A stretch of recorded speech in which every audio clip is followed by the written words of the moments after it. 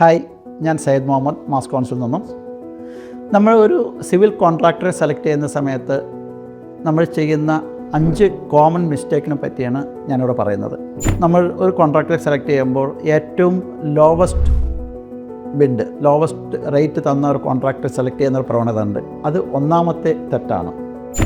രണ്ടാമത്തേത്, നമ്മളൊരു കോൺട്രാക്ടറെ സെലക്ട് ചെയ്യുന്ന സമയത്ത് അവരുടെ company registration certificate, GST certificate, ISO certificate, അതുപോലുള്ള സർട്ടിഫിക്കറ്റുകൾ വെരിഫൈ ചെയ്യേണ്ടത് വളരെ നിർബന്ധമാണ്. മൂന്നാമതായിട്ട്, അവർ കോൺട്രാക്റ്റിൽ എൻ്റർ ചെയ്യുന്ന സമയത്ത് നല്ലൊരു എഗ്രിമെൻ്റ് ഉണ്ടായിരിക്കണം. അത് നമ്മൾ പലരും ചെയ്യാറില്ല.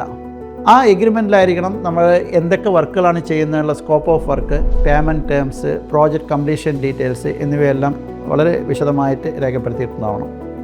നാലാമതായിട്ട്, നമ്മൾ കോൺട്രാക്ടറെ സെലക്ട് ചെയ്ത് കഴിഞ്ഞാൽ അവർക്ക് നമ്മൾ തീരുമാനിച്ചു കഴിഞ്ഞാൽ അവർ കോൺട്രാക്ട് കൊടുക്കുന്നതിന് മുമ്പായിട്ട് അവർ മുൻപ് ചെയ്ത പ്രോജക്റ്റുകൾ പോയി കാണണം.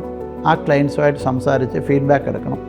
അഞ്ചാമതായിട്ട്, നമ്മളൊരു കോൺട്രാക്ടറെ സെലക്ട് ചെയ്യുന്ന സമയത്ത് ആ കോൺട്രാക്ടറുടെ ഫിനാൻഷ്യൽ സ്റ്റെബിലിറ്റി, ടീം സ്ട്രെങ്ത് എന്നിവ കൂടെ നമ്മൾ വെരിഫൈ ചെയ്യണം.